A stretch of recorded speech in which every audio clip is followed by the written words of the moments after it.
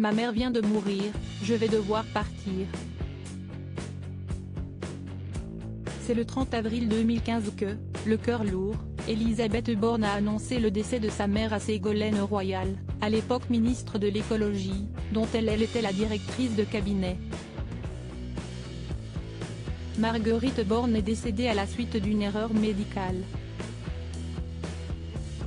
Cette maison beaucoup plus humaine que la précédente était moins médicalisée, expliquera plus tard sa fille dans les médias. La chef de l'exécutif devait alors quitter son poste et se rendre à la mairie du 19e arrondissement pour remplir une déclaration de décès. Mais quelle ne fut pas la surprise d'Élisabeth Borne quand elle entendit la réponse de sa patronne : « Ah mais ce n'est pas possible, j'ai organisé votre pot de départ », s'était-elle offusquée. Estomaquée par la réponse de la ministre, Élisabeth Borne s'est retrouvée décontenancée. « Madame la ministre, vous n'avez pas bien compris.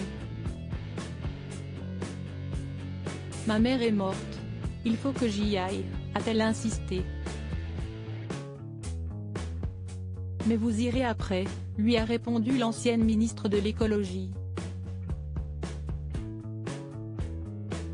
Depuis, les relations entre les deux femmes se sont refroidies. L'une n'hésite pas à descendre l'autre dans les médias.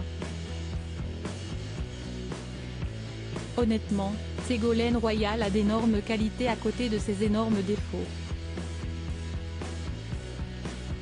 Elle a eu des intuitions avant tout le monde, avait reconnu l'actuelle première ministre.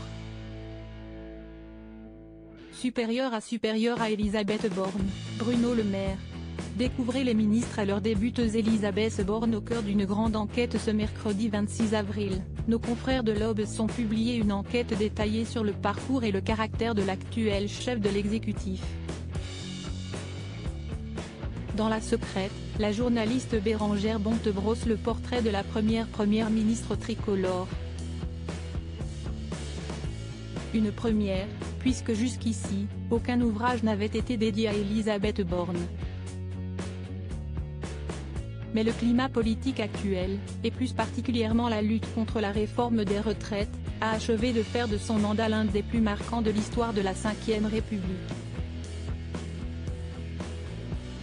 Que l'on soit supporter ou détracteur. Article écrit en collaboration avec 6 médias Crédit Photo, Stéphane Le Mouton.